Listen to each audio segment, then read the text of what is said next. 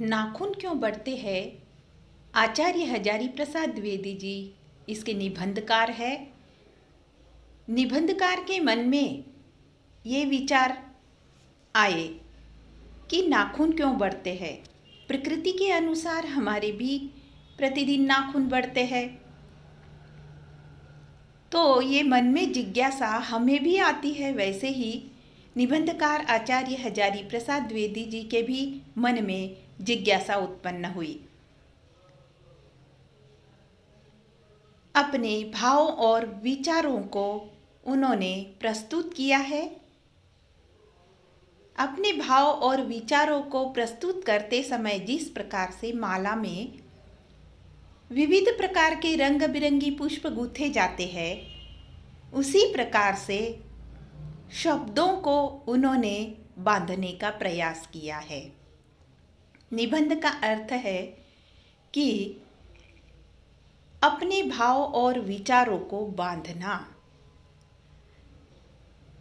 नाखून क्यों बढ़ते हैं, इस निबंध के निबंधकार आचार्य हजारी प्रसाद द्विवेदी जी, इनका व्यक्तित्व और कृतित्व हम सर्वप्रथम देखेंगे और उसके पश्चात नाखून क्यों बढ़ते हैं इस निबंध को हम जानेंगे, उसका भावार्थ जानेंगे, उस पर समीक्षा करेंगे। आचार्य हजारी प्रसाद द्विवेदी जी का जन्म ईस्वी सन 1907 को बलिया जिले में हुआ था। आचार्य हजारी प्रसाद द्विवेदी संस्कृत तथा ज्योतिष के विद्वान थे। सन 1930 में काशी विश्वविद्यालय से ज्योतिषाचार्य तथा इंटर की परीक्षाएं आपने उत्तीर्ण की है। हजारी प्रसाद द्विवेदी हिंदी के शीर्ष साहित्यकारों में हैं।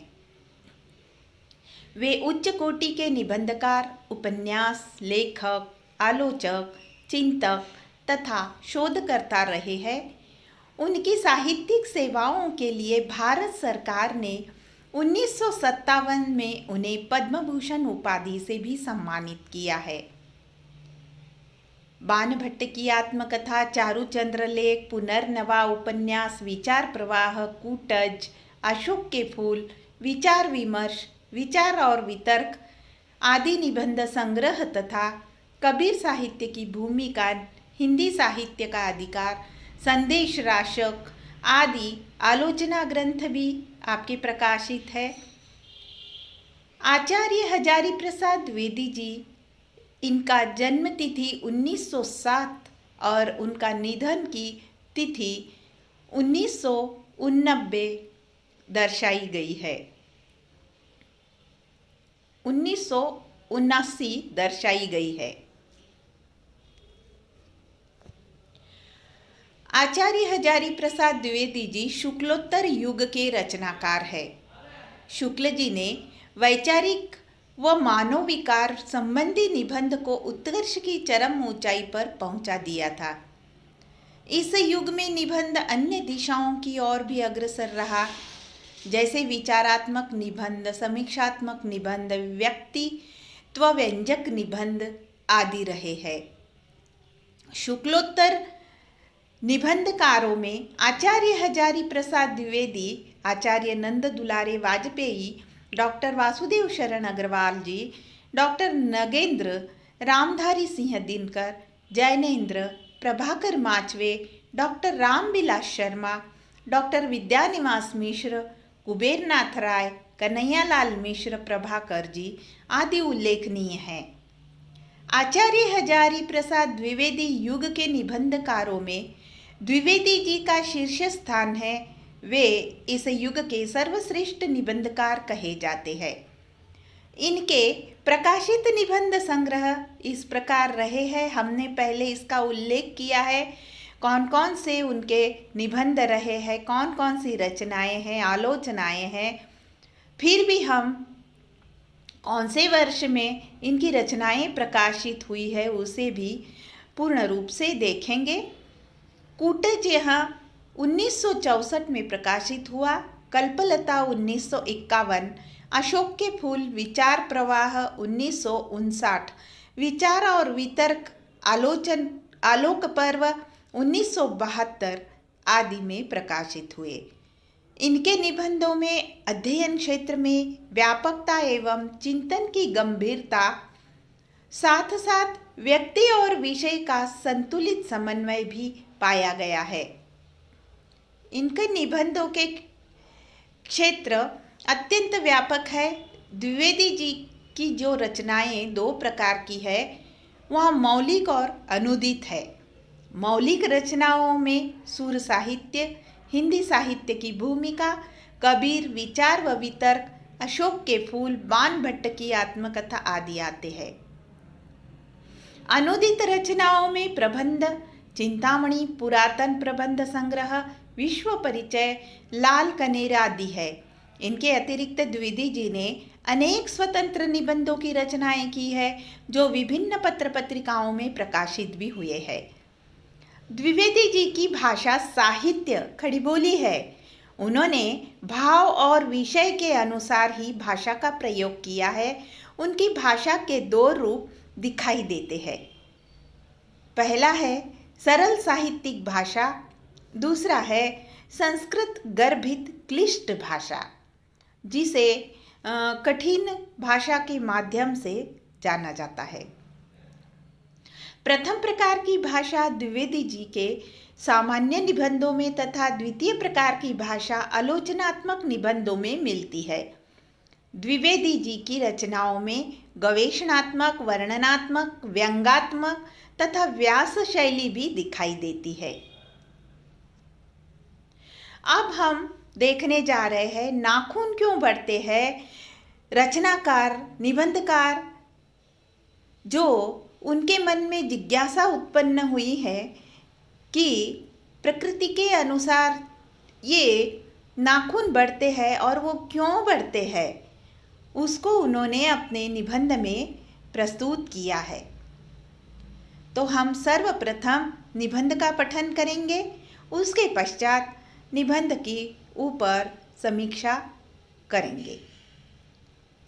बच्चे कभी कभी चक्कर में डाल देने वाले प्रश्न कर बैठते हैं। अल्पज पिता बड़ा दयनीय जीव होता है। मेरे छोटे लड़की ने जब उस दिन पूछ लिया कि आदमी के नाखून क्यों बढ़ते हैं, तो मैं कुछ सोच ही नहीं सका। हर तीसरे दिन नाखून क्यों बढ़ जाते हैं। बच्चे कुछ दिन अगर उन्हें बढ़ने दे तो माँ बाप अक्सर उन्हें डांटा करते हैं, पर कोई नहीं जानता कि ये अभागे नाखून क्यों इस प्रकार बड़ा करते हैं। काट दीजिए, वे चुपचाप दंड स्वीकार कर लेंगे, पर निर्लज्ज अपराधी की भांति फिर छूटते ही सेंध पर हाजिर। आखिर ये इतने बेहया क्यों हैं?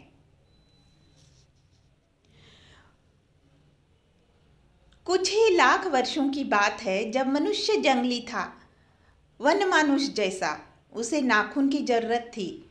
उसकी जीवन रक्षा के लिए नाखून बहुत जरूरी थे। असल में वहीं उसके अस्त्र थे, दांत भी थे, पर नाखून के बाद ही उनका स्थान था। उन दिनों उसे जूझना पड़ता था, प्रतिद्वंद्वियों को पछाड़ना पड़ता था। नाखून उसके लिए आवश्यक अंग था। फिर वह धीरे धीरे अपने अंगों से बाहर की वस्तुओं का सहारा लेने लगा। पत्थर के ढेले और पेड़ की डालें काम में लाने लगा। रामचंद्र जी की वानरी सेना के पास ऐसे ही अस्त्र थे। उसने हड्डियों के हथियार बनाए। इन हड्डी के हथियारों में सबसे मजबूत और ऐतिहासिक था देवताओं के राजा का वज्र, जो दधीची मुनि की हड्डियों से बना था। मनुष्य और आगे बढ़ा। उसने धातु के हथियार पाए। जिनके पास लोहे के शस्त्र और अस्त्र थे, वे विजयी हुए। देवताओं के राजा तक को मनुष्य के राजा से इसलिए सहायता लेनी पड़ती थी कि मनुष्यों के राजा के पास लोहे के अस्त्र थे। असुरों के पास अनेक विद्याएं थी, पर लोहे के अस्त्र नहीं थे। शायद घोड़े भी नहीं थे। आर्यों के पास ये दोनों चीजें थी। आर्य विजयी हुए। फिर इतिहास अपनी गति से बढ़ता गया। नाग हारे, सुपर्ण हारे, यक्ष हारे, गंधर्व हारे, असुर हारे, राक्षस हारे। लोहे के अस्त्रों ने बाजी मार ली थी। इतिहास आगे बढ़ा। पलीते वाली बंदूकों ने, कारतूसों ने, तोपों ने, बमों ने, बम वर्षक वायुवानों ने इतिहास को किस कीचड़ भरे घाट तक घसीटा है, यह सबको मालूम है। नखदर मनुष्य अब एटम बम पर भरोसा करने लगे। आगे की ओर चल पड़ा, पर उसने नाखून अब भी बढ़ रहे हैं। अब भी प्रकृति मनुष्य को उसके भीतर वाले अस्त्र के वंचित नहीं कर रही है।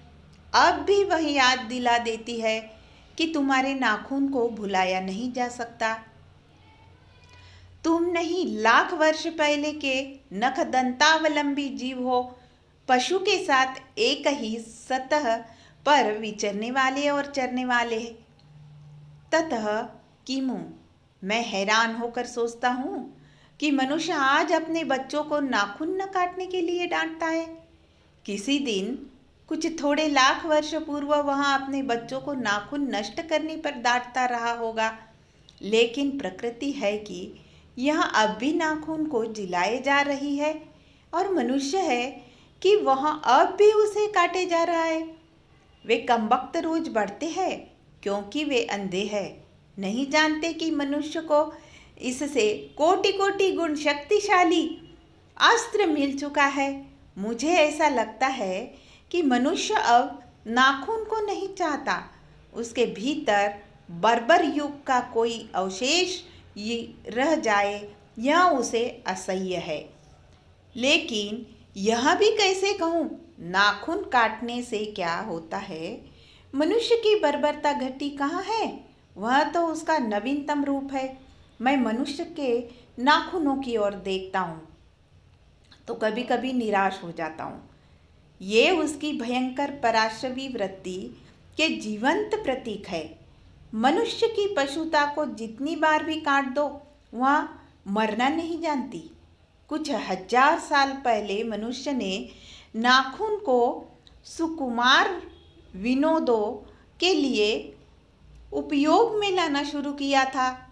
वात्स्यायन के कामसूत्र से पता चलता है कि आज से 2000 वर्ष पहले का भारतवासी नाखूनों को जमकर संवारता था। उनके काटने की कला काफ़ी मनोरंजक बताई गई है। त्रिकोण, वर्तुलाकार, चंद्राकार, दंतुल आदि विविध आकृतियों के नाखून उन दिनों विलासी नागरिकों के न जाने किस काम आया करते थे। उनको सिक्थम, मोम और आलता से बलपूर्वक रगड़कर लाल और चिकना बनाया जाता था। गौड़ देश के लोग उन दिनों बड़े बड़े नखों को पसंद करते थे और दक्षिणात्य लोग छोटे नखों को। अपनी अपनी रुचि है, देश की भी और काल की भी। लेकिन समस्त अधोगामिनी वृत्तियों को और नीचे खींचने वाली वस्तुओं को भारतवर्ष ने मनोशोचित बनाया है। यह बात चाहूँ भी तो भूल नहीं सकता। मानव शरीर का अध्ययन करने वाले प्राणी विज्ञानियों का निश्चित मत है कि मानव चित्त की भांति मानव शरीर में भी बहुत सी अभ्यासजन्य वृत्तियां रह गई है। दीर्घकाल तक उनकी आवश्यकता रही है। अतएव शरीर ने अपने भीतर एक ऐसे गुण पैदा कर लिया है कि वे वृत्तियां अनायास ही और शरीर के अनजाने में भी अपने आप काम करती है।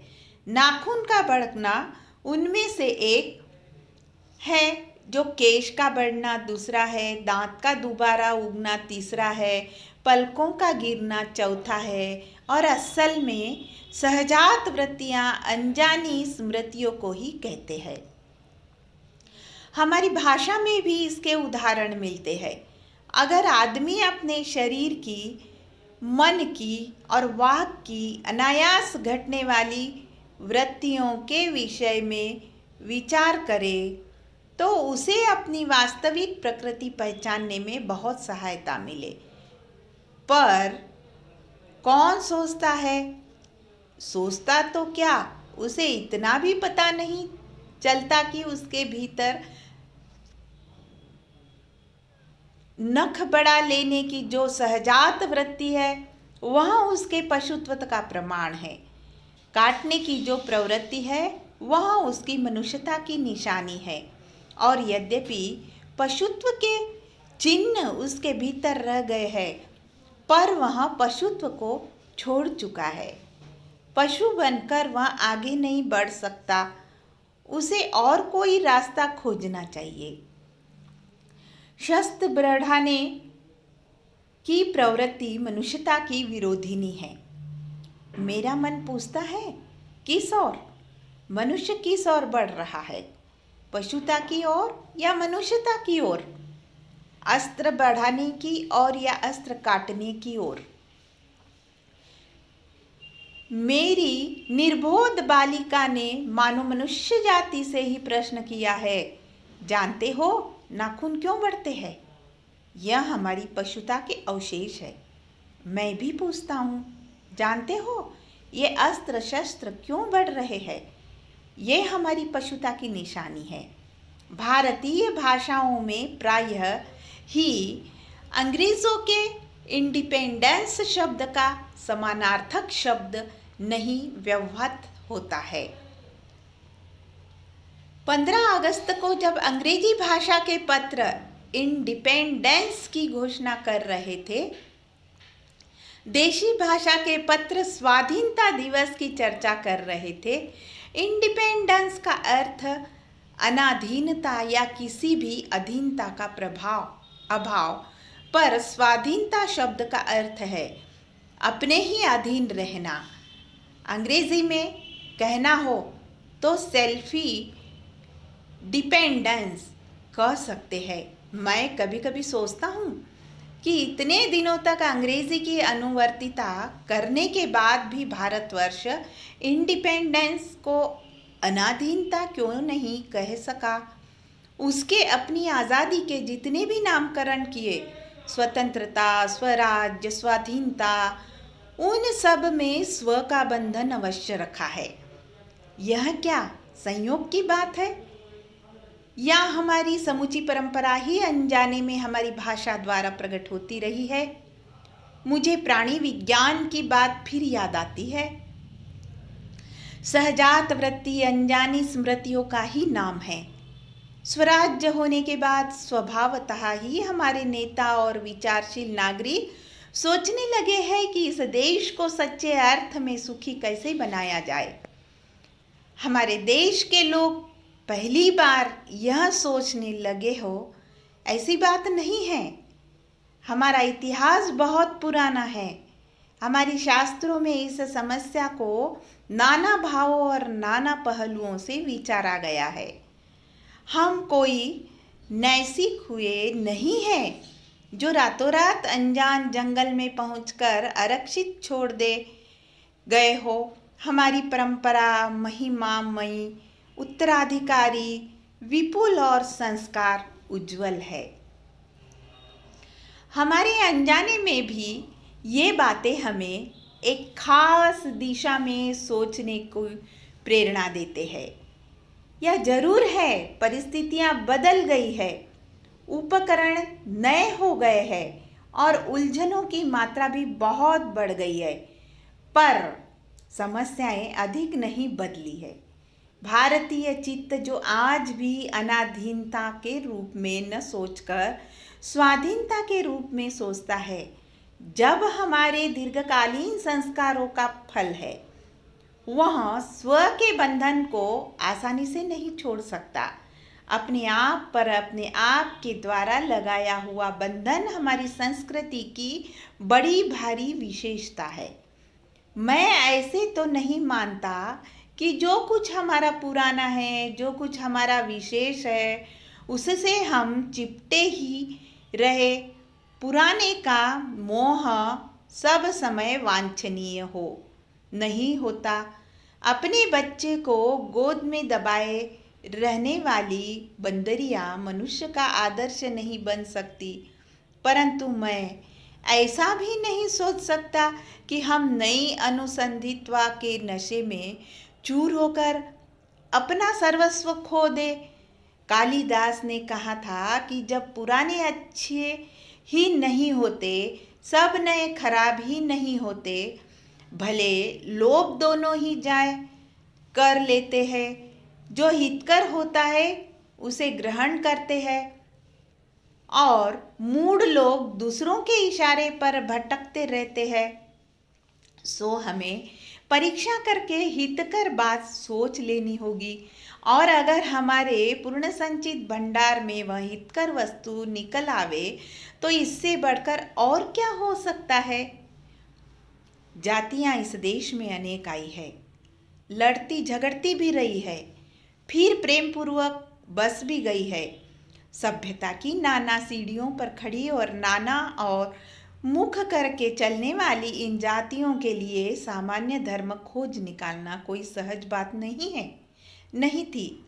भारतवर्ष के ऋषियों ने अनेक प्रकार से, अनेक ओर से इस समस्या को सुलझाने की कोशिश की थी, पर एक बात उन्होंने लक्ष्य की थी, समस्त वर्णों और समस्त जातियों का एक सामान्य आदर्श भी है। वहाँ इसे अपने ही बंधनों में अपने को बांधना मनुष्य पशु से किस बात में भिन्न है।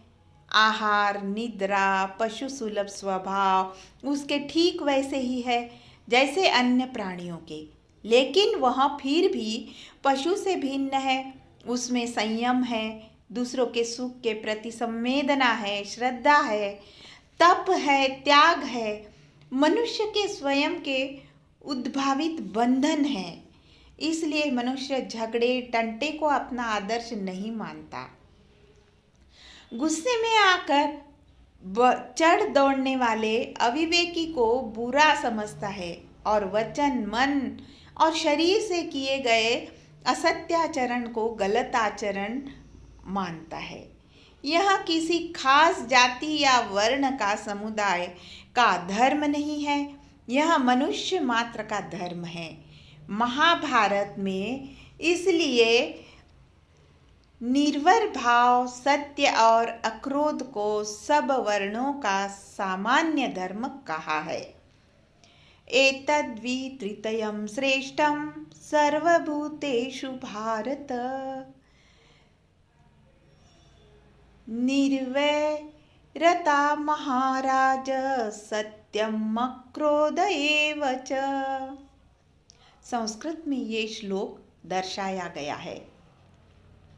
अन्यत्र इसमें निरंतर दानशीलता को भी गिनाया मान।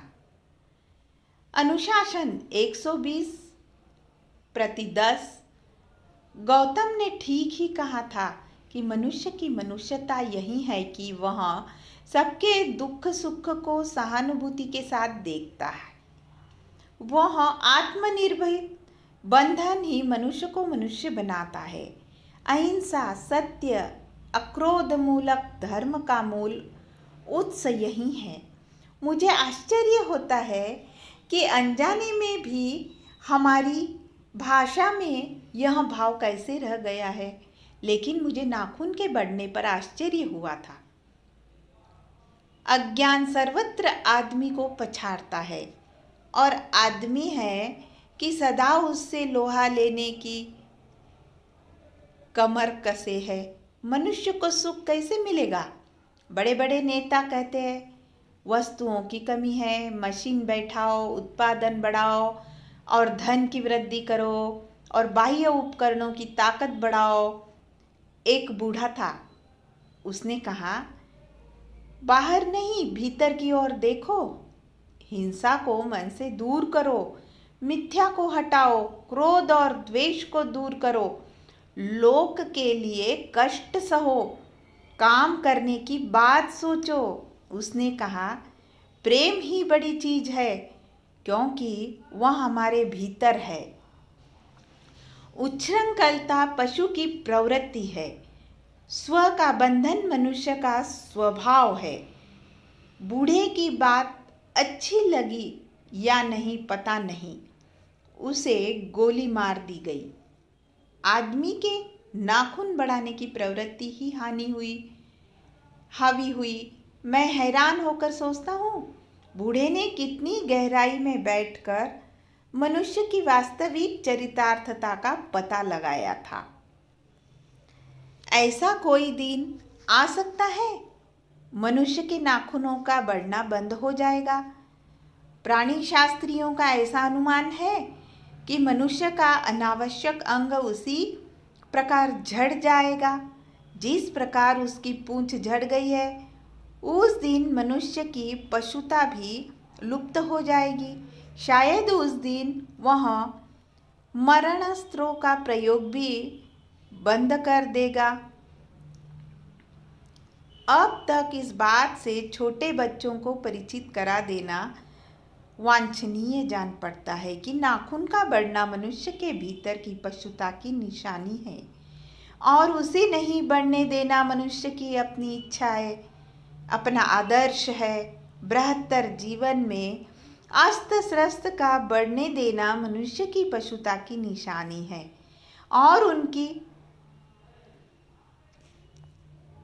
बाढ़ को रोकना मनुष्यत्व का तकाजा है।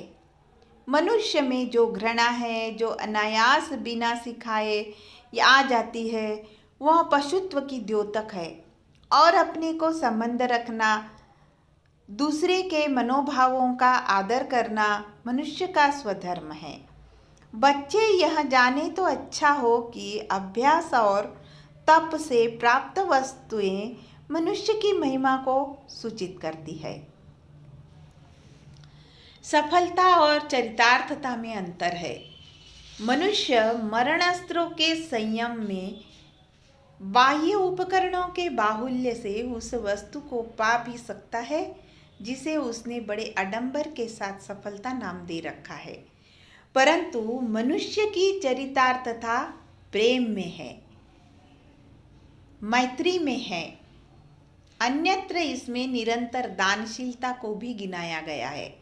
अनुशासन,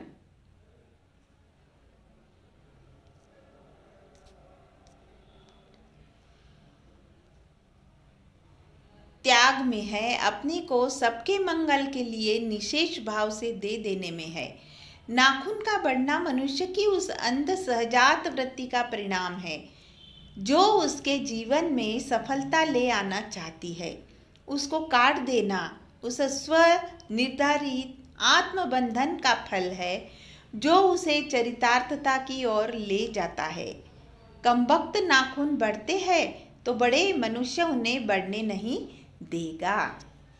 तो यहाँ पर हम नाखून क्यों बढ़ते हैं इस निबंध का जो निबंधकार आचार्य हजारी प्रसाद द्विवेदी जी ने इस निबंध को लिखा है।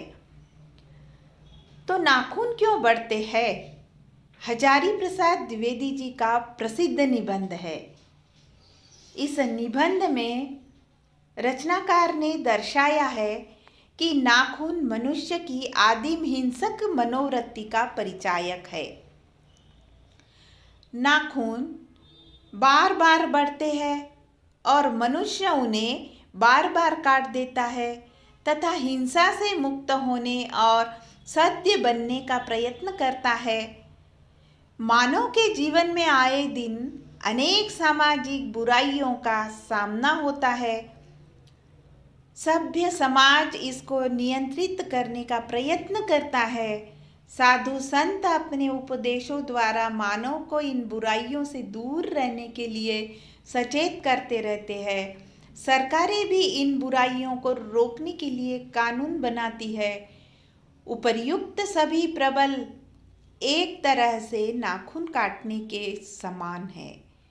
बुराई को जड़ से खत्म करना हो तो संभव नहीं है, लेकिन जो इनमें लिप्त रहते हैं वे समाज में अपवाद माने जाते हैं।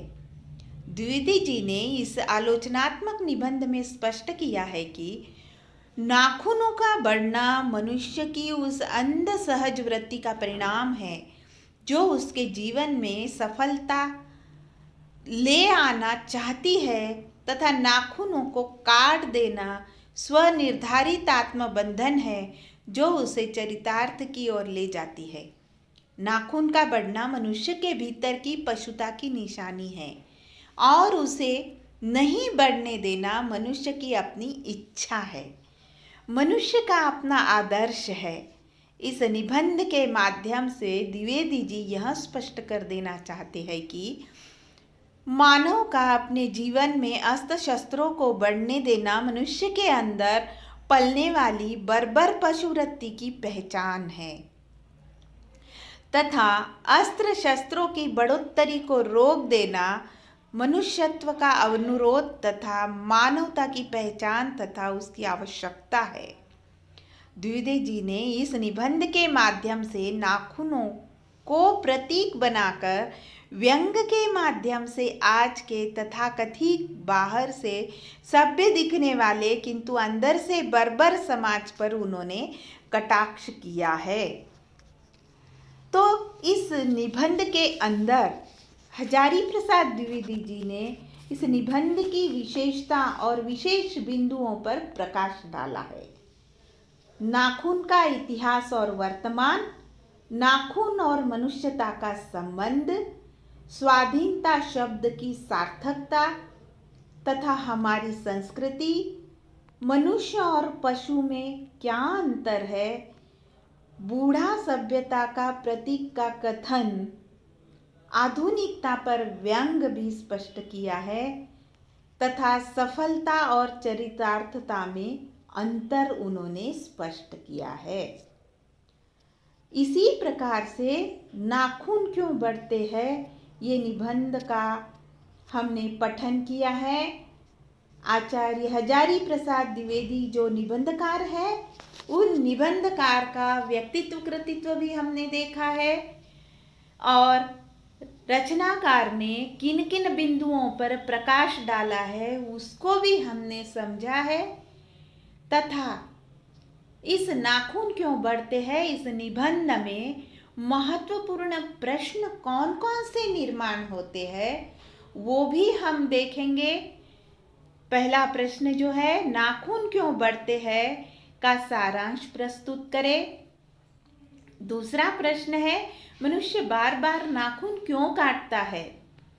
तीसरा प्रश्न है निबंध में आए बूढ़े के कथनों की सार्थकता क्या है। चौथा प्रश्न बनता है स्वाधीनता शब्द की सार्थकता लेखक क्या बतलाते हैं। पांचवा प्रश्न इसमें दर्शाया गया है लेखक की दृष्टि से हमारी संस्कृति की बड़ी भारी विशेषता क्या है। छठा प्रश्न इसमें निर्माण होता है सफलता और चरितार्थ तथा शब्दों में लेखक अर्थ की भिन्नता किस प्रकार प्रतिपादित करते हैं।